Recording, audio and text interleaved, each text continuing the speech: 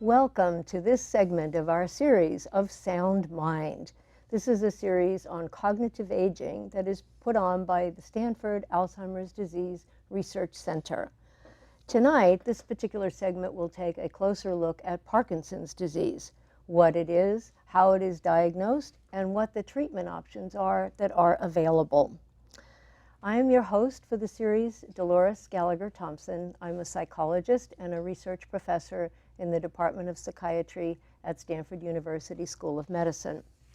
Tonight we are joined by Dr. Kathleen Poston and Mr. Stephen Russell, and we're very happy to have the two of you here because we know of your expertise in this field, and we know our viewers will be very glad to hear what you have to say. So I'll start with Dr. Poston, introducing her first. She is Assistant Professor of Neurology and Neurosciences at Stanford School of Medicine. She is also a practicing physician who specializes in movement disorders at Stanford Healthcare. Her research lab seeks to understand the underlying brain circuits associated with movement disorders such as Parkinson's disease, and in particular the changes in this brain circuitry that leads to specific symptoms, the motor symptoms, cognitive symptoms, and behavioral symptoms. Stephen Russell is here representing the Stanford Parkinson's Community Outreach Program and Information and Referral Center. That center is a partnership between the American Parkinson's Disease Association and Stanford University. So thank you again for making the time to be on our show. My pleasure. Thank you. And I think we'll start with Dr. Poston. Could you tell us, please, what is Parkinson's disease? So Parkinson's disease is a neurodegenerative disease. What that means is that brain cells that are critical for everything that the brain is supposed to do are slowly affected by this disorder and unfortunately die and become diseased over time. And then those changes lead to the symptoms that a patient experiences as Parkinson's disease. Can you tell us what some of these symptoms are? So the symptoms that we think about for Parkinson's disease really can be divided into two big categories: the motor symptoms and the non-motor symptoms. So the motor symptoms, which is really what most people think of as Parkinson's disease, are things like slow movement, stiffness in the muscles, shaking of the limbs, which we call tremor, as well as gait and balance problems. But just as importantly are the non-motor symptoms, things like constipation, urinary frequency, depression and anxiety, as well as things like memory problems and even dementia. So there's a wide variety of symptoms that characterize this particular disease. Absolutely, absolutely. And what's remarkable is that any two patients can have a completely different collection of these different symptoms. All patients have some of the motor symptoms, but not all of them. One patient might have tremor, another patient doesn't ever have any tremor. Similar with the non-motor symptoms. Some patients will have some of the non-motor symptoms, others won't have those motor symptoms. So every patient's a little bit different in which symptoms they personally experience.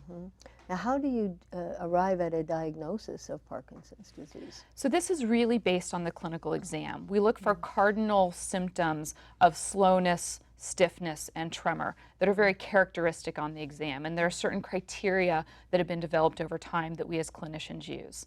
Sometimes we'll also do a scan of the brain to make sure there isn't something else that's causing those symptoms, like a stroke or a brain mass. And sometimes we'll do some blood work, again, to make sure there isn't something else that's causing things like being hyperthyroid, and that's what's causing the tremor. So we'll look for other causes that could be mimicking Parkinson's disease. Yeah, and I imagine if you found one of these other causes, then you would treat that. Absolutely. And perhaps some of the symptoms would not be present anymore. Exactly. Yeah. Now, I understand that over time, Parkinson's disease progresses. So can you help us understand what is that progression like? Is there a typical progression, and how long does it usually take? So similar to the variety of symptoms patients experience, there's a big difference in how each individual patient experiences the progression. And progression really happens in two forms. The first form is that a certain symptom somebody might have might get worse over time. Let's use the example of tremor. Someone might have a very small tremor when they're initially diagnosed, and 5 years into the disorder, that tremor might be much more severe. The other thing that can happen is that they can develop new symptoms that they didn't have initially. So for instance, someone when they were first diagnosed might not have had any gait or balance problems, or they might not have had any memory problems, but 10 or 15 years into the disorder, they might be having severe problems with walking and balance and have a lot of falls, or they might have memory problems or even dementia at that point. So new symptoms can develop along the progression of the disease. So it sounds like the progression is also very individual. Very individual, yes. And there isn't a common trajectory that most patients would experience. Not necessarily. Just because one patient develops certain symptoms over a period of time doesn't mean that another patient will experience those same symptoms. There's a very large variety amongst patients. Now, is it true that some patients develop dementia? Yes, it is, unfortunately.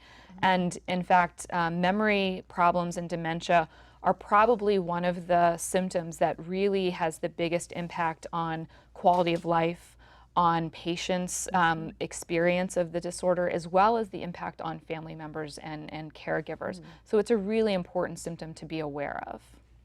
And does everyone with Parkinson's disease develop dementia? Thankfully, no. Certain patients That's are at a higher. relief. Yes, it is, isn't it? Yes. Some good news, right?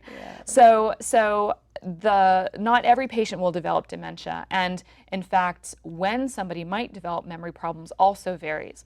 There are some patients who unfortunately do start to develop the memory problems of Parkinson's disease very early in the disorder, within a year or two of the diagnosis. But then there are other patients that might not experience any memory problems, again, for 5, 10, 15, even 20 years out. So it really varies when somebody might start to experience memory problems. So I'm thinking then perhaps there might be some risk factors that tend to hasten the progression or that might be more likely to result in dementia. Is that the case? And if so, can you tell us what some of those risk factors might be? Well, to answer broadly, we don't 100% know why one person gets memory problems and another person maybe doesn't get them for many years. So we don't exactly understand this discrepancy. But there are some things, as you said, that increase one's risk. So probably the biggest one, unfortunately, is age, which is something none of us can get away from. So patients who are diagnosed with Parkinson's disease at a younger age, in their 40s, 50s, or even 60s, typically don't develop memory problems at the very beginning of their disorder. They can, but it's not as common. Unfortunately, folks who are older, in their 70s or 80s when they develop Parkinson's disease, are at higher risk for developing memory problems and dementia. And that doesn't mean that every 70-year-old who gets Parkinson's disease will definitely get dementia. It just means they're at higher risk. Okay. And can you tell us what are some medical treatments that are available? So people have this variety of symptoms. We don't know exactly how the progression is going to occur. So how do you provide medical treatment to these people? So it's very individualized, and we really target the therapies to the specific symptoms that any particular patient is experiencing. So if somebody's having a lot of tremor or a lot of gait and balance problems, we might give them a different treatment for other symptoms. The majority of the motor treatments are really targeted to replacing dopamine. So in the very beginning, I said that it's a neurodegenerative disease where brain cells are affected and die over time. Those brain cells, a lot of them produce dopamine, a neurochemical that we all need for normal brain function. So a lot of our therapies are in replacing that dopamine. And there's a pill that you can take that actually breaks down in the brain and becomes dopamine. And so we replace that dopamine, and it helps a lot of the motor symptoms in particular. The non-motor symptoms, it can be a little more difficult to treat. And again, it's tailored treatment that are specific to the constipation or the depression or the memory problems. Well, thank you. That's an incredibly helpful overview of the disease and medical treatments available.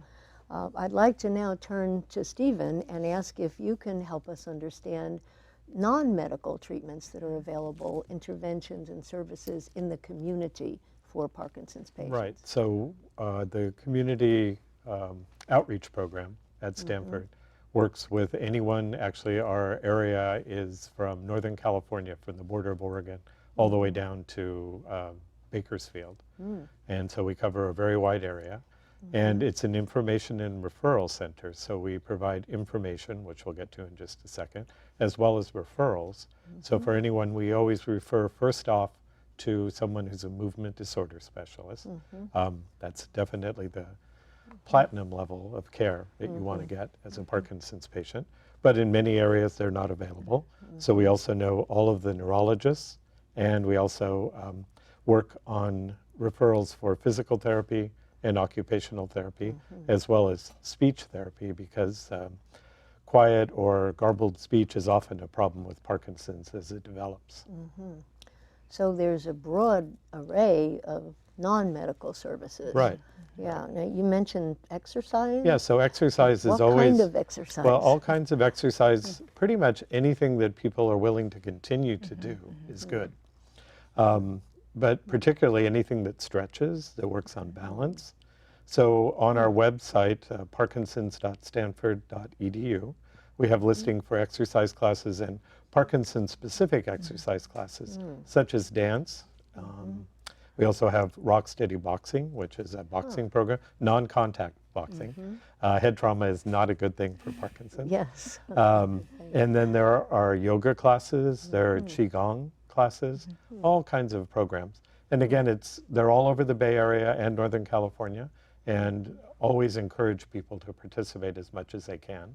And one of the things that I do is also run support groups for both patients and caregivers. I'm sure that's very important. Well, it's really important because so much of what happens with people with Parkinson's inside the clinic is all about medications or surgery, and very seldom about anything else, which can be 80 to 90% of the other symptoms you're dealing with. Yes. So you have all kinds of things that happen. You're stiff, your balance is off. You just have many, many things that happen. Yes. And so anything that can encourage people to move safely is really important.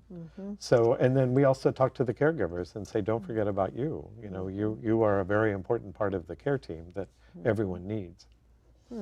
So it sounds like that what you offer are complementary to one another. Right.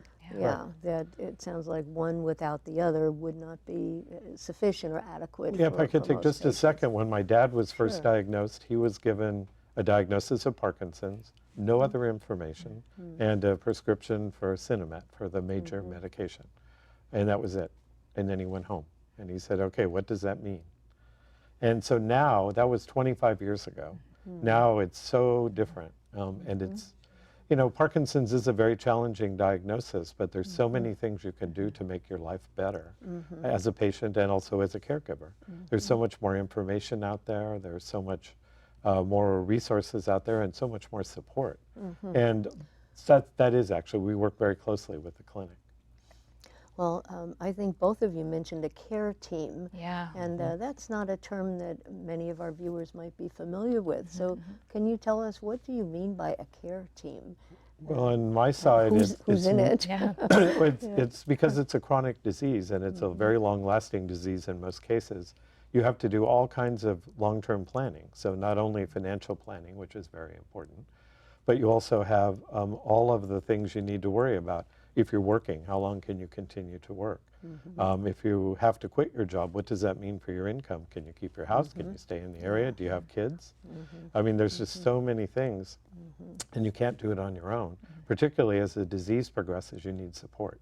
So I encourage everyone I meet that's newly diagnosed to sit down, talk to their family members, their friends, if they're in a faith community, to their faith leaders, anyone that they're working with, and have them focus on how they can start building their team now. Oftentimes Parkinson's, my dad had a very mild case of Parkinson's, all through the whole course of his disease, but many people, it progresses slowly, and then you'll hit, suddenly something bad will happen, and it's an emergency. So it's much better to stay focused early, if you can. And then the whole focus should be on the quality of life for the person at all times. And on the medical side, who would be on the medical care I team? absolutely agree with the idea of a care team, and I really rely heavily on that care team. Things like I had mentioned, these non-motor symptoms. So sleep disorders is a really common problem. Patients have trouble falling asleep at night or staying asleep. They might have obstructive sleep apnea or something that can be treated, and so I will refer them to the sleep center to be evaluated. I mentioned constipation and urinary frequency. I frequently refer patients to a urologist or a GI doctor, and then those symptoms like depression and anxiety, very commonly I'll get the input from a psychiatrist or a psychologist or some other therapist to try to treat those symptoms as well. So really having a medical care team along with the ancillary members like the physical therapist, speech therapist, and occupational therapist, and then the personal care team. This is all critical to really effective treatment of Parkinson's disease. Yes, and it sounds like for some people at least, they could be living with Parkinson's disease for quite a long time. Yes, absolutely. As you mentioned that some people are diagnosed relatively young, and others maybe in their, maybe not till their 70s or something. So I guess you could be living with it maybe 20, 30 years. Absolutely. The average age of onset is 60, but that's very deceiving because there are absolutely patients in their even their 30s, but 40s and 50s who develop Parkinson's disease, and they easily could be experiencing symptoms for 20 to 30 years and actually doing pretty well with their symptoms for over that duration of time, relatively speaking. So it's something we really think of this as a chronic condition. But it sounds like you're all working to engender hope in people, you know, through the medical side, breakthroughs that are happening, research that's going on, and then the non-medical, these new programs that you develop. And I think you probably will keep developing them as something else comes along that might be novel and seem appropriate. You'll probably add that to the repertoire. So I realize we haven't given Dr. Poston a chance to talk about her research. And would you like to take this opportunity to tell us a little bit about your research and how you see that impacting the field in the future? Absolutely. And I agree that research in Parkinson's disease is absolutely critical. A lot of these things that we've talked about here tonight, we have some treatments for, but they're not good enough. We can't reverse Parkinson's disease, and we can't ultimately cure it, which is what we need to do. We also have a lot of unknowns. You can imagine how frustrating it is for a patient to come into the clinic and be diagnosed and not know whether they'll develop those memory problems in a year or in 20 years. Talk about a completely different experience of Parkinson's disease in those two scenarios. So a big part of my research is trying to understand this variety of experiences of Parkinson's disease. What is it that leads one person to have certain symptoms like dementia very early and another patient really not experience it at all? And it's important for two reasons. One of them is just prognosis, helping patients understand what is in their future so that they can plan more appropriately and come up with a better care team.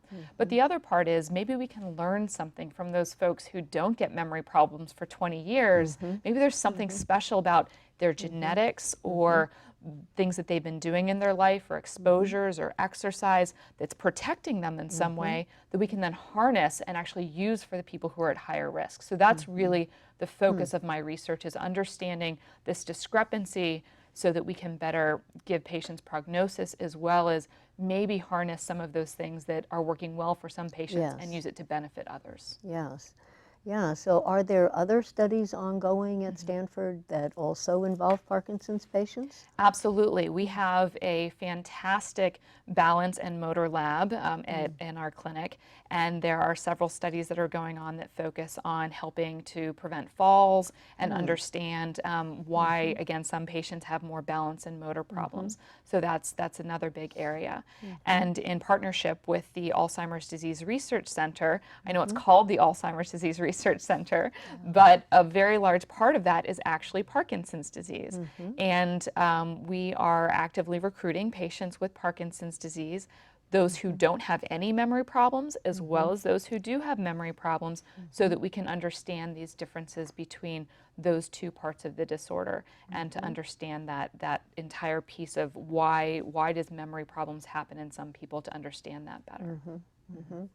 Well, I have a question that we haven't touched on yet, and that is trying to understand the genetic aspects. You know, is there a strong genetic load for Parkinson's disease, or or not? Or would you say it's such a unknown, great question. or it's still unknown? Such a great question, and there's so much research going on in genetics right now. So there are two genes that seem to be risk factor genes, pretty strong risk factor genes for someone developing Parkinson's disease. And we're doing a lot of research at Stanford on those genes. And it turns out one of them might also increase your risk for the memory problems as well as just the Parkinson's disease. And so understanding what these risk factor genes mean, do they really increase the risk of dementia or not? This is critical for us trying to understand this personalized approach to treating Parkinson's disease. And that's all part of this Alzheimer's Disease Research Center, is there's a large focus on genetics as part of that study. Great. That's really good to hear, because that seems to me to be very promising for the future. Absolutely. You know. And Stephen, back to you again for a moment. So are there studies that you're involved in, or community-based studies, or studies that are looking at how these different programs that you have might slow the progression? Is there any, kind of cross-cutting research? I'm working with the ADRC, of course, in recruiting Parkinson's patients as well as patients with Lewy body dementia. Other than that, we spend our time on the web and talking to everybody we know about what's there, because the patients are asking us constantly. And the caregivers are also asking, what can we do? What is out there? What hope do we have? And the patients that do well always have a positive outlook. No matter, I've met people who were really in very bad physical shape, but emotionally very, very strong. And those people always have the best outcomes. So, anything we can do to help them build that resiliency is really, really important. So just like dementia is not foregone conclusion with Parkinson's, neither is depression. It sounds like there are people who somehow have the strength that they can roll with these punches. Well, and you talk so much about Parkinson's, about loss, things that you lose. And oftentimes I had a caregiver that came to my group the first time, and she said, my husband's not working, he's not going to be available to me anymore. And she just was going on and on and on. And then she mentioned that he was a professional tennis player and he could no longer play tennis. And one of the other caregivers said, how do you think that makes him feel? And he was okay. He was okay. It's like, I can't play tennis now. I can't play as well as I used to, but I'm still going to go out and do the best I can and enjoy it for what I enjoy it for. And that's really an important part of how successful people are. Yeah, and I would think that people who are in this area and able to take advantage of all these programs that you're talking about, the clinical care, community-based care, the research programs, that they might have an advantage, you might say, over people who are not in such an enriched environment, because they're exposed to all these things that are likely to be helpful. I imagine it would be more difficult if you were in a different part of the country or a different part of California where the resources weren't as rich as they are here. It is true that we are very fortunate here, but what's fantastic is that there are so many resources on the web now that really can help people, even if they don't have the physical locality of being able to be part of these programs, of being able to learn about them and hopefully make them part of their own individual communities, because I think that it is really important to have these exercise programs and these different ways of engaging in every community. And I think that's been a focus of a lot of the outreach that's been in Parkinson's over the last 10 years is let's get these types of resources into more communities. Yeah, we spend a lot of our time talking to people in the Central Valley, extreme Northern California, down on the coast, Central Coast. It's like we want to do all these things, help us get them going. And Yeah, so you're- there are resources out there to get them help. So that's really. I know that some of the local YMCA's have special programs for Yes. Parkinson's persons and memberships and so forth. So, well, are there any closing comments that either of you would like to make, as our time is drawing to an end? Well, I think I'd really just like to end on a positive note. As I mentioned, there are a lot of symptoms and a lot of experiences of Parkinson's disease that can be very hard for patients and their families. And we don't have a cure yet, but that doesn't mean we don't have hope. And there are so many things that we can do to improve quality of life today for patients and to make their experience of their Parkinson's disease better. And I think those are things to focus on. And both things like exercise and outreach are important. Being involved in research, knowing that you are part of that solution. How exciting is that, to be part of the solution that might help yourself, might help your neighbor, might help your children. That's a really hopeful thing, I think, and I think an important thing. And I'm sure you would agree. I would, and I really think that, as I said, the attitude for both the patient and the family is really critical because it is such a long-term disease. You have to really be in it for the long haul and continue to enjoy every day. Okay. Well, thank you. I think that's a wonderful, wonderful way to end our segment. So we truly appreciate the time that you have spent with us and the expertise that you have shared. Because I think it's been very helpful to many people in the community and many individuals who may not even know much about Parkinson's disease. I think we've learned a lot from hearing what you've had to say tonight. So, and I would like to close our segment by asking our viewing community to consider volunteering for the studies at the Alzheimer's Disease Research Center. We have many ongoing studies, as Dr. Poston mentioned, for persons with Parkinson's disease, with cognitive changes or without cognitive changes. And we're always looking for healthy older individuals to serve as controls in our studies. The phone number on your screen is the number that you can call for more information or to volunteer. Thank you very much.